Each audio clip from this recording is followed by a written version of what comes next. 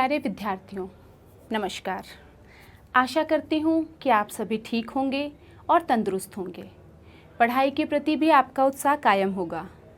तो बच्चों, आज हम 10वीं कक्षा के विज्ञान का पहला पाठ रासायनिक अभिक्रियाएं और समीकरण पढ़ना शुरू करेंगे। आइए बच्चों, हम देखते हैं कि इस पाठ में हमने क्या क्या पढ़ना है। इस पाठ में सबसे पहले हमने पढ़ना है रासायनिक समीकरण, विभिन्न प्रकार की रासायनिक अभिक्रियाएं और उसके बाद विकृत गंधिता और संक्षारण। बच्चों, पहले इस अध्याय में होने वाली कुछ अभिक्रियाओं के बारे में हम जानने की कोशिश करते हैं।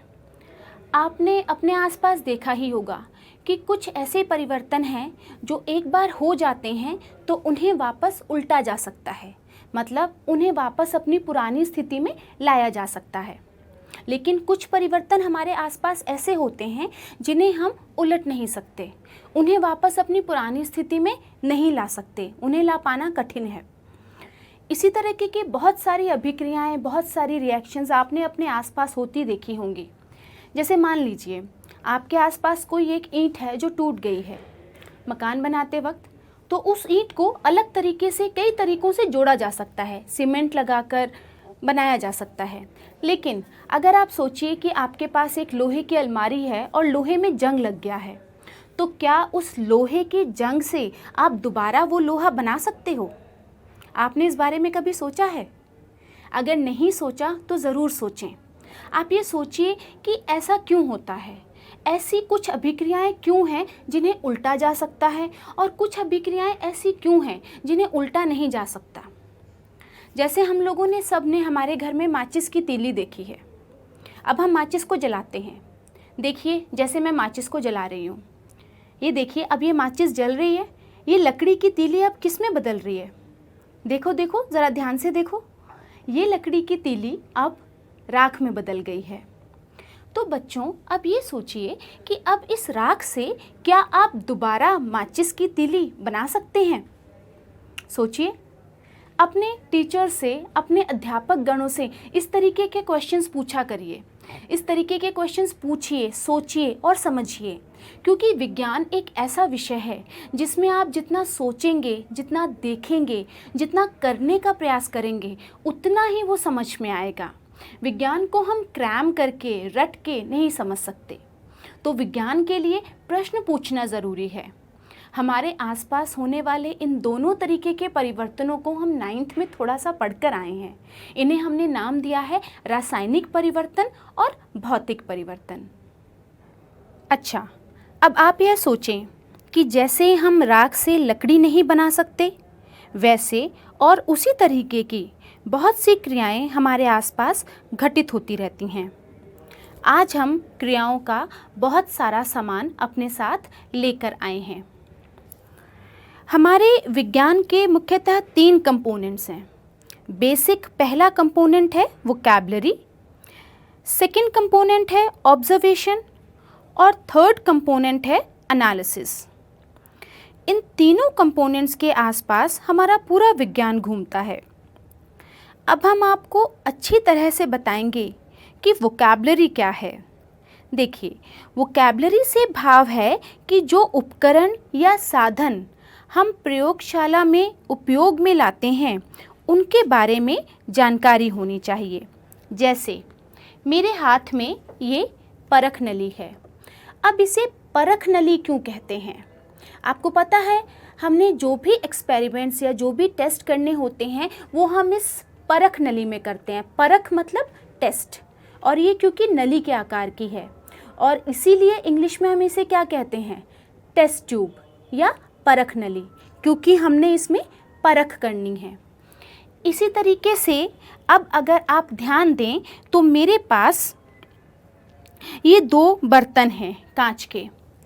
ये देखिए, दोनों बर्तन गोल सिलेंड्रिकल आकार के हैं, ठीक है। लेकिन अगर हम इनके ऊपरी हिस्से पर जाएं तो ये जो पहला वाला बर्तन है, ये पहला वाला ऊपर से पूरे तरीके से गोल है, ठीक है। तो ये हुआ सिंपल जार या ग्लास। लेकिन ये जो दूसरा बर्तन है, अगर आप इसे ध्यान से देखें तो यहाँ पर एक चोंच से निकली हुई है। इसे नाम दिया गया है बीकर। बीकर इसलिए क्योंकि चोंच को इंग्लिश में हम कहते हैं बीक, इसलिए इसे नाम दिया गया है बीकर। अब ये जो बीकर हैं ये हमारे पास अलग अलग आकार के उपस्थित होते हैं।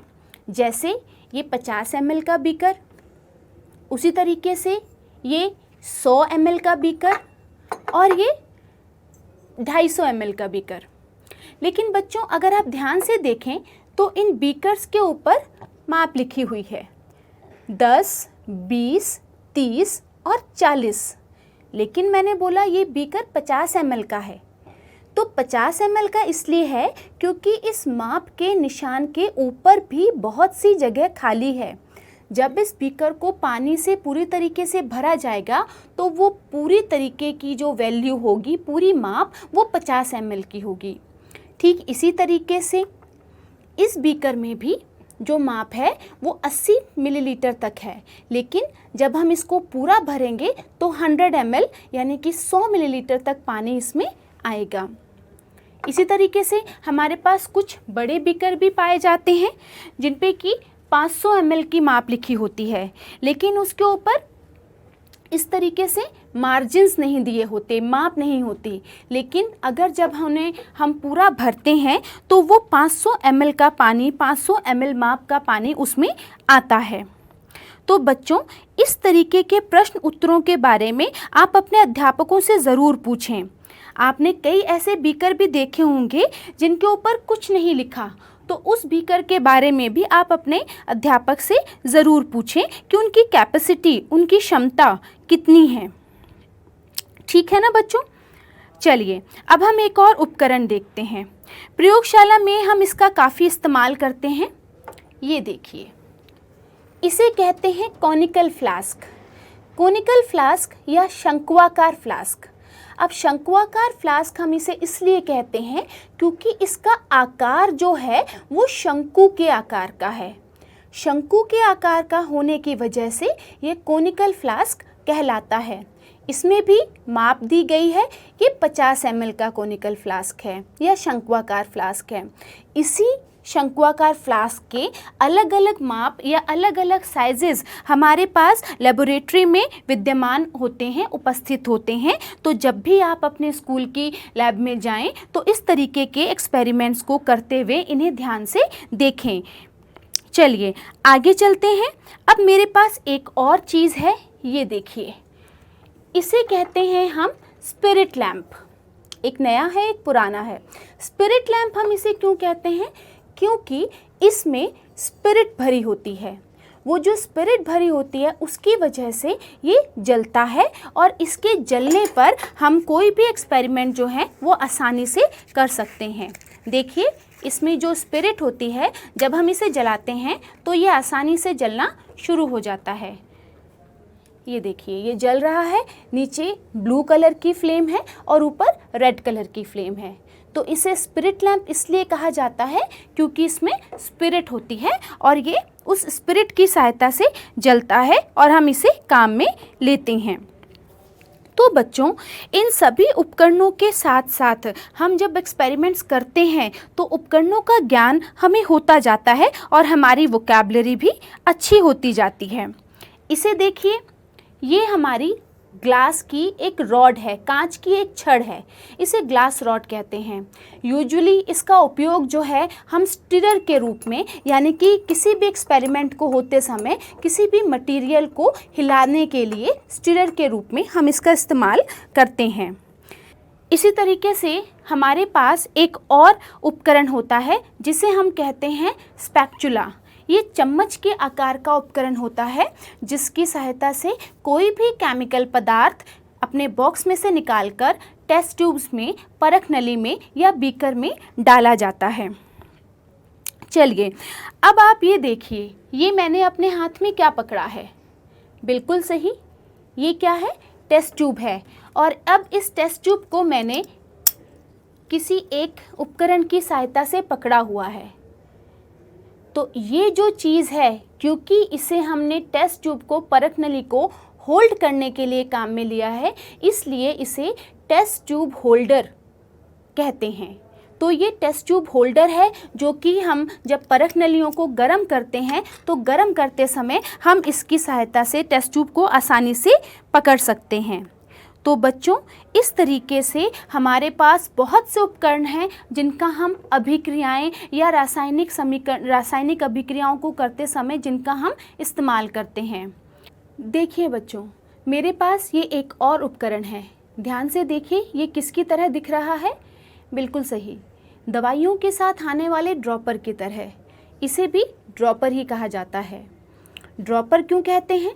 क्योंकि इसमें से बूंद बूंद करके हम कोई भी मटेरियल या कोई भी लिक्विड टेस्ट ट्यूब्स में या बीकर में डाल सकते हैं।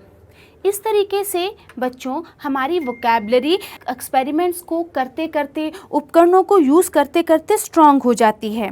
हर एक एक्सपेरिमेंट के लिए जो भी हम उपकरण इस्तेमाल करते हैं उन सब के जो नाम हैं वो उनको यूज़ करने के साथ साथ हमें याद हो जाते हैं। जैसे ये टेस्ट ट्यूब, क्योंकि हम इसमें टेस्ट करते हैं, परख करते हैं, इसलिए ये परख नली या टेस्ट ट्यूब। क्योंकि इसका मुंह आगे एक चोंच की तरह है, इसलिए ये एक बीकर है। क्योंकि इसका आकार शंक्वाकार है, इसलिए ये शंक्वाकार फ्लास्क या कॉनिकल फ्लास्क है। और ये स्पिरिट लैंप है। क्यों? क्योंकि इसमें स्पिरिट है और वो स्पिरिट की सहायता से ये जलता है। तो इस तरीके से हमारी वोकैबुलरी स्ट्रॉन्ग होती जा रही है। चलिए, अब हम हमारा क्रियाकलाप 1.1 शुरू करते हैं। इस क्रिया में मैग्नीशियम के रिबन को जलाना है। इसमें हम देखेंगे कि मैग्नीशियम रिबन को जलाने से क्या बनता है और कैसे बनता है। इस क्रिया के लिए हम सबसे पहले ये बताएंगे कि हमें क्या क्या चाहिए। इस क्रिया के लिए हमें चाहिए एक स्पिरिट लैंप, माचिस, मैग्नीशियम रिबन और रेगमाल। अब आप ये सोच रहे होंगे कि बाकी चीज़ें तो ठीक हैं, लेकिन रेगमाल का इस क्रिया में क्या काम है। इससे पहले आप यहाँ देखिए, मेरे पास यहाँ पर दो तरीके के मैग्नीशियम रिबन हैं। एक मैग्नीशियम रिबन है जो कि काफ़ी चमक रहा है और दूसरा जो मैग्नीशियम रिबन है इसकी चमक गायब हो चुकी है। इसकी चमक इसलिए गायब हो चुकी है क्योंकि मैग्नीशियम के ऊपर मैग्नीशियम ऑक्साइड की एक परत जम चुकी है। मैग्नीशियम जब वायुमंडल में उपस्थित ऑक्सीजन से क्रिया करके मैग्नीशियम ऑक्साइड बनाती है और इसी मैग्नीशियम ऑक्साइड के नीचे इस मैग्नीशियम रिबन की चमक छिप गई है। बच्चों, जैसे आप घर में कोई एल्युमिनियम से बना नया बर्तन लाते हो तो ये बहुत ही चमक रहा होता है, लेकिन कुछ समय बाद इसकी चमक कम होने लग जाती है। इसका मतलब है कि एल्युमिनियम के धातु की चमक के ऑक्साइड बनने के कारण कम हो गई है। अब इसका कारण हमने वैसे ही बता दिया, क्योंकि वायुमंडल में मौजूद ऑक्सीजन मैग्नीशियम धातु से क्रिया करता है, जिसके कारण हमारे बर्तनों की चमक कम हो जाती है। पर बच्चों, क्या हर धातु की चमक कम हो जाती है? चलिए, आज हम मैग्नीशियम रिबन के साथ अभिक्रिया करेंगे और देखेंगे कि मैग्नीशियम ऑक्साइड किस तरीके से मैग्नीशियम रिबन को जलने में रुकावट पैदा करता है। जैसे कि बच्चों, आप देख रहे हो, मैग्नीशियम रिबन एक पतले रिबन की तरह है। हम इसका एक टुकड़ा लेंगे और इसे रेगमाल की सहायता से रगड़ेंगे। अगर हम इसे ऐसे ही बिना रगड़े जलाने की कोशिश करेंगे तो यह नहीं जलेगा। कारण जो अभी हमने बात करी कि मैग्नीशियम के ऊपर मैग्नीशियम ऑक्साइड की एक परत है जो कि मैग्नीशियम को जलने से रोकती है। तो इसे जलाने के लिए हमें सबसे पहले मैग्नीशियम रिबन को रेगमाल से रगड़ना पड़ेगा। तो यहाँ पर हम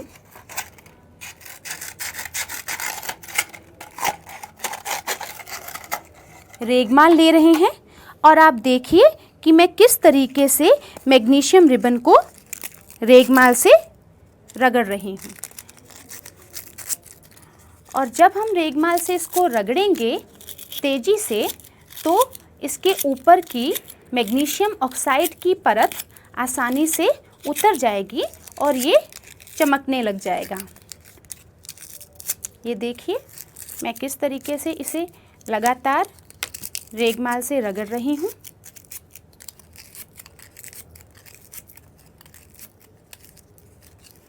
ये देखिए हमारा मैग्नीशियम रिबन काफ़ी चमक चुका है।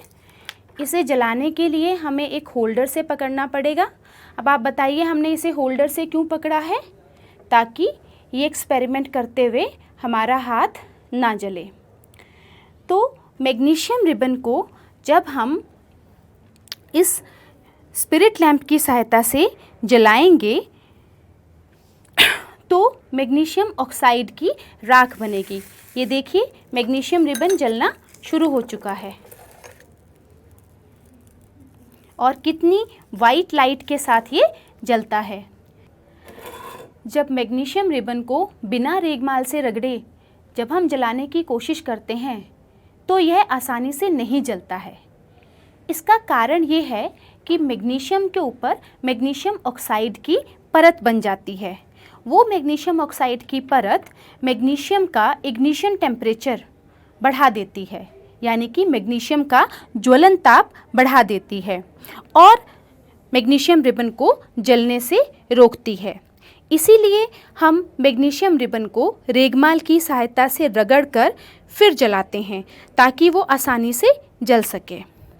अब क्योंकि मैग्नीशियम ऑक्सीजन की उपस्थिति में जल जाता है तो जलने के पश्चात एक ऑक्साइड बनता है जिसे हम लोग कहते हैं मैग्नीशियम ऑक्साइड। बच्चों, आपने यह देखा कि जो मैग्नीशियम ऑक्साइड की परत मैग्नीशियम रिबन के ऊपर जमी हुई है, अगर हम उसे रेगमाल से ना उतारें तो मैग्नीशियम रिबन नहीं जल रहा। इसका एक कारण यह है क्योंकि हर एक चीज़ प्रकृति में अपने आप को स्थिर रखना चाहती है। इसी तरीके से मैग्नीशियम ऑक्सीजन के साथ अभिक्रिया करके एक स्थिर ऑक्साइड बना लेता है जिसे हम मैग्नीशियम ऑक्साइड कह रहे हैं। तो ये मैग्नीशियम ऑक्साइड के साथ जब हम इसे जला रहे थे तो ये नहीं जलेगा। इसी कारण हम रेगमाल को रगड़ रगड़ कर इसकी परत को उतारते हैं और उतारने के पश्चात हम इसे जलाते हैं। अब हमें इस रिबन को जलाने के पश्चात जो वाइट कलर की राख मिल रही है, इस राख को हम वॉच ग्लास में इकट्ठा करेंगे।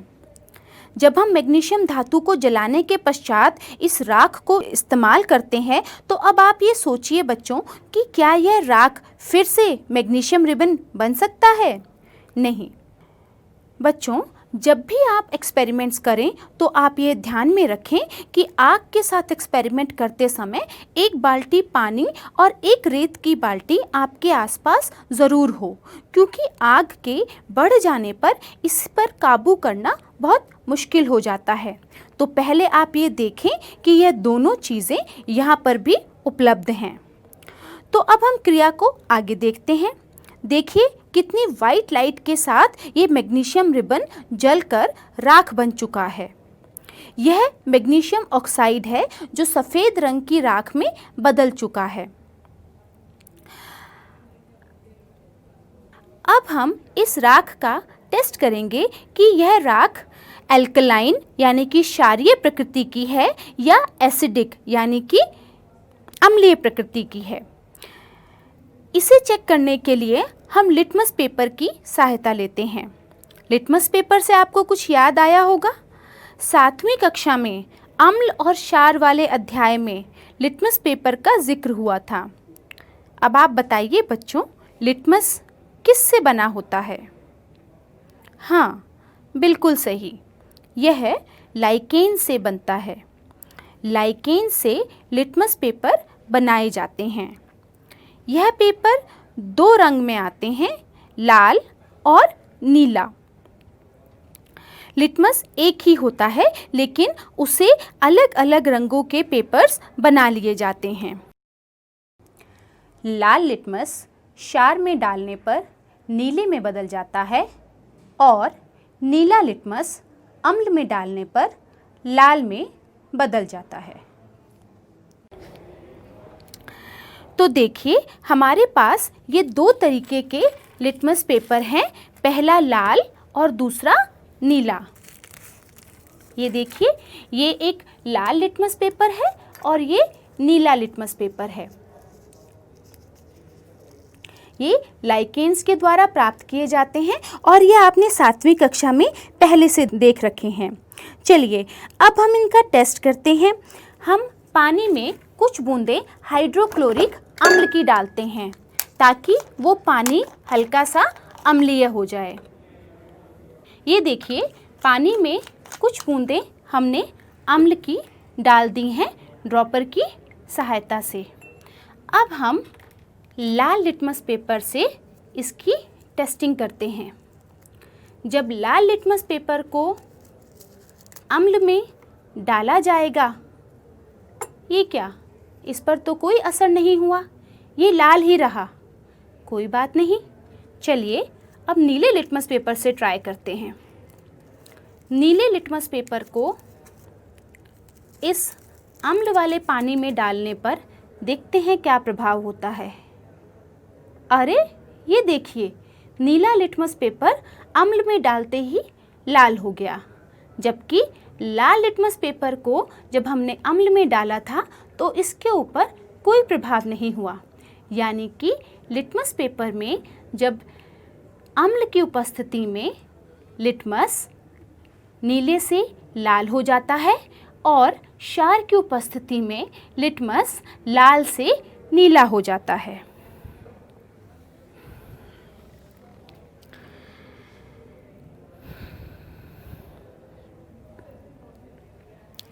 बच्चों अब हम क्रियाकलाप 1.3 करेंगे। हम इसमें धातु की अम्ल के साथ अभिक्रिया करेंगे।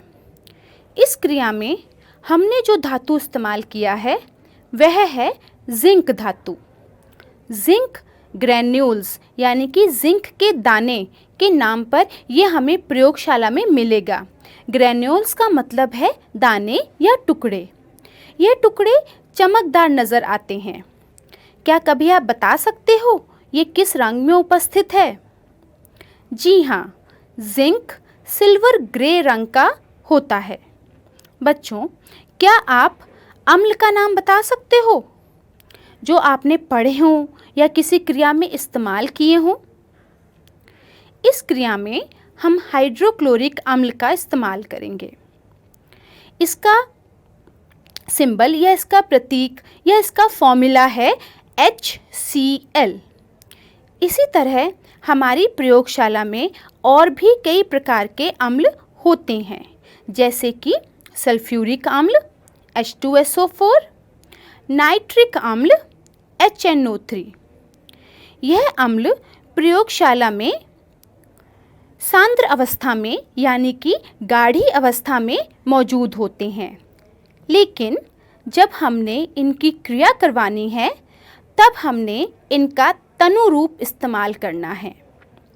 सांद्र और तनु अम्ल में क्या अंतर होता है?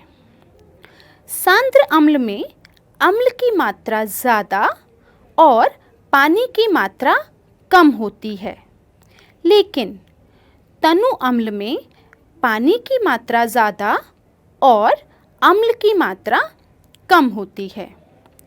सांद्र अम्ल खतरनाक होता है।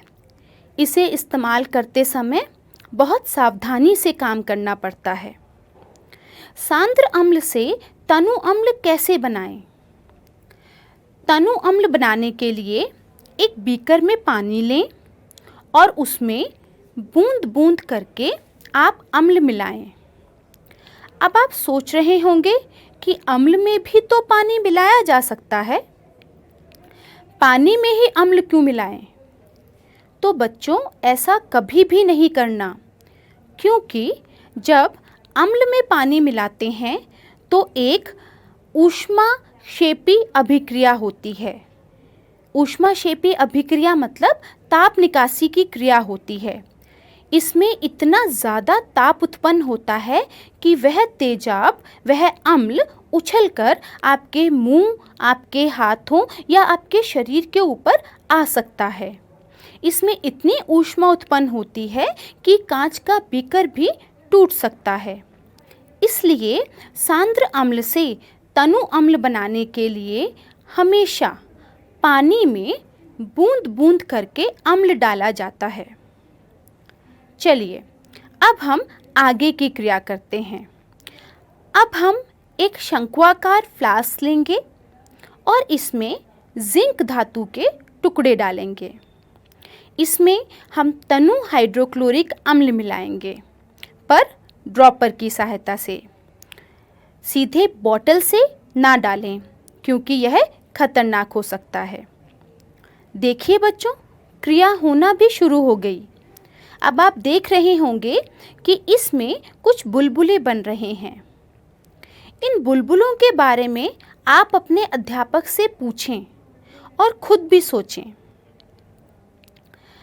यह आप जानते ही होंगे कि जब भी कोई तरल पदार्थ गैसीय अवस्था में बदलता है तब ऐसा होता है, बुलबुले निकलते हैं। जिंक हाइड्रोक्लोरिक अम्ल के साथ अभिक्रिया करके जिंक क्लोराइड और हाइड्रोजन गैस बनाता है। इसे हम समीकरण के रूप में इस प्रकार लिखते हैं, जिंक Zn प्लस हाइड्रोक्लोरिक अम्ल HCl, इससे बन रहा है zinc chloride ZnCl2 plus hydrogen gas H2। यह जो हाइड्रोजन गैस है वह ऊपर की ओर बाहर निकल रही है। चलिए बच्चों, इस रासायनिक समीकरण के लिए जो रासायनिक अभिक्रिया हो रही है उसके बारे में जानने की कोशिश करते हैं। देखिए, जब भी कोई रासायनिक अभिक्रिया होती है तो 4 प्रकार के परिवर्तन हो सकते हैं। पहला, अवस्था में परिवर्तन। दूसरा, रंग में परिवर्तन। तीसरा, गैस का निकास या उत्सर्जन। और चौथा, तापमान में परिवर्तन। जब भी कोई दो पदार्थ आपस में अभिक्रिया करके कोई अन्य पदार्थ बनाते हैं तो अभिक्रिया करने वाले पदार्थों को अभिकारक कहा जाता है, जबकि जो चीज़ बन रही है उन्हें उत्पाद कहा जाता है। अभिकारकों और उत्पादों के बीच में एक एरो के निशान के द्वारा अभिक्रिया दिखाई जाती है।